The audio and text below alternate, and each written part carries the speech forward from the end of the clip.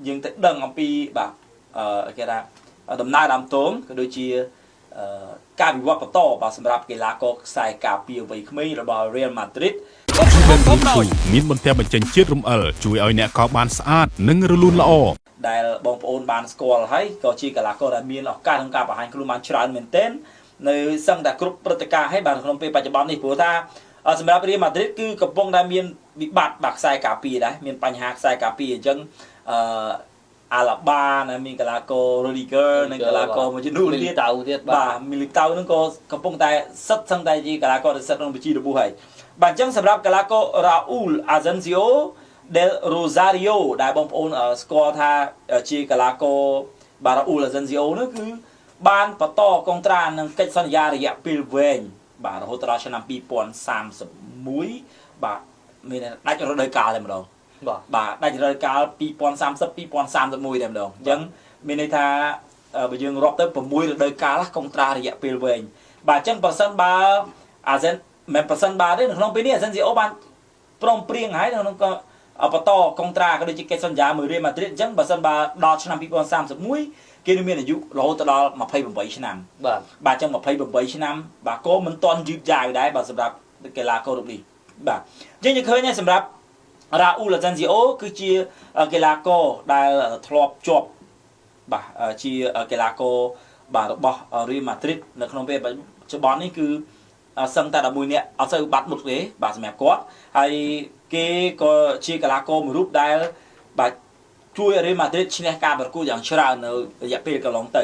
ស្អីបិទតែបាទការចូលរួមជាមួយនៅរៀលម៉ាឌ្រីតពីឈុតយុវជននៅឆ្នាំ2017មកបាទឆ្នាំ2017ដល់ឆ្នាំ2025រយៈពេល5ឆ្នាំបាទទើបគេមានឱកាសប្រម៉ូតមកដល់ឈុតធំបាទមកដល់ឈុតធំអញ្ចឹងនៅឆ្នាំ2022រ៉ាអ៊ូលអាសេនស៊ីអូក៏មិនទាន់ចូលរួមជាមួយនឹងរៀលម៉ាឌ្រីត B ដែរតែបើតែប្រម៉ូតមកដល់រៀលម៉ាឌ្រីត B ប៉ុន្តែឲ្យ OSC International នឹងខ្ចីជើងសិនបាទអញ្ចឹងកីឡាករវ័យ22ឆ្នាំដែលកើតនៅឆ្នាំ2000បាទមកដល់ពេលនេះ22ឆ្នាំគេកើតឆ្នាំ2003បាទ2003ដែលគេកើតនៅក្នុងទីក្រុង Las Palmas នៃឯប្រទេសអេស្ប៉ាញខ្សែការពារកណ្ដាលរូបនេះគឺធ្លាប់ជាយុវជនបាទរបស់ក្លឹប3ទៅហើយបាទទី1របស់Veteranos del Pilar ហើយតមួយឆ្នាំទេបន្ទាប់មកគេជាយុវជនរបស់ Las Palmas ដែលជាយុវជននៅស្រុកកំណើតរបស់គេបន្តតែម្ដងរយៈពេល5ឆ្នាំពី2012ដល់2017និងផ្លាស់ប្ដូរមករៀលម៉ាឌ្រីតនៅ2017ដល់2022ហើយប្រម៉ូតមកឈុតធំគឺនៅឆ្នាំ2022តែម្ដងគឺចូលរួមជាមួយនឹង OSC International បាទអញ្ចឹងបានមករដូវកាលហើយបង្ហាញខ្លួនបាន29ប្រកួតហើយក្រោយមកក៏រៀលម៉ាឌ្រីតយកមកវិញប៉ុន្តែឲ្យចូលរួមជាមួយនឹងឈុត B សិនបាទរយៈពេលមួយរដូវកាលនៅឆ្នាំ2023 2024បាទក្រោយមកឃើញថាទម្រង់លេងក៏ដូចជាការលេងរបស់ខ្សែការពារវ័យក្មេងដែលគេថាកាចណា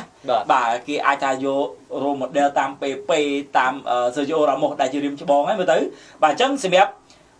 កីឡាករ Raúl Asensio ក៏បានមកចូលរួមជាមួយនឹង Real Madrid បាទឈុតធំនៅរដូវកាលមុនបាទបង្ហាញខ្លួនបាន23ប្រកួតបាទសម្រាប់ឈុតធំអញ្ចឹងបើនិយាយពីការប្រកួតនៅការប្រកួតផ្សេងក៏អាចថា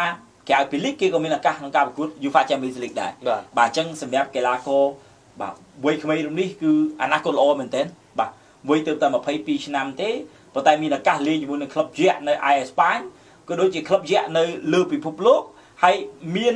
កិច្ចសន្យានឹងកុងត្រារយៈពេលវែងរហូតដល់6ឆ្នាំបាទបន្តទៀតរហូតដល់ឆ្នាំ2031បាទអញ្ចឹងយើងចាំមើលរដូវកាលថ្មីថាតើ Raúl Asensio អាចមានឱកាសក្នុងការបង្ហាញខ្លួននៅ11អ្នកដំបូងបាទជាមួយនឹងលោក Xabi Alonso ដែលជាគ្រូបង្វឹកថ្មីដែរឬអត់ឬក៏តំបន់ខ្សែការពារកណ្ដាលនេះត្រូវបានផ្លាស់ប្ដូរដោយកីឡាករចំណូលថ្មីរូបណាឬក៏រៀមច្បងនេះជាត្រឡប់មកវិញធ្វើឲ្យរូបគេបាត់បង់ឱកាសឬក៏បាត់បង់កៅអីឬក៏យ៉ាងណាបាទអញ្ចឹងយើងមានតែរងចាំតាមដានទាំងអស់នេះហើយថាតើការវិវត្តខ្លួនរបស់គេនៅក្នុងក្រុមបាល់ទាត់ Real Madrid បាទជាពិសេសក្លឹបយក្សមួយនេះក៏ដូចជាសម្រាប់ការបង្ហាញខ្លួននៅក្រុមជម្រើសជាតិរូបគេក៏មិនទាន់មានឱកាសដែរបាទអញ្ចឹងអាចថាបន្ទាប់ពីកុងត្រារយៈពេលវែងមានឱកាសបង្ហាញខ្លួនច្រើនគេអាចមានឱកាសការប្រកួតប្រជែងនៅក្នុងការប្រកួត ឲ្យក្រុមជម្រើសជាតិអាយុក្រោម23ឆ្នាំរបស់អេស្ប៉ាញឬក៏អាចនឹងទៅដល់ជុតធំតែម្ដងបាទអញ្ចឹងសម្រាប់ព័ត៌មានរបស់រ៉ាអ៊ូលអាសានស៊ីអូបាទខ្ញុំបាទសូមបញ្ចប់ត្រឹមនេះហើយ